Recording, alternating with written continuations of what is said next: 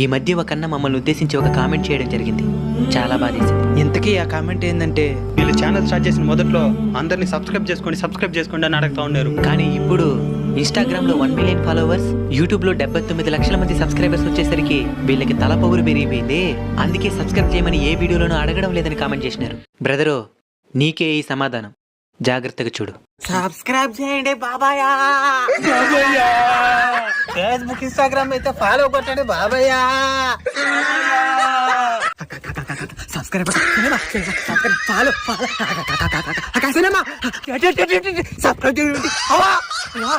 Follow కొట్టు.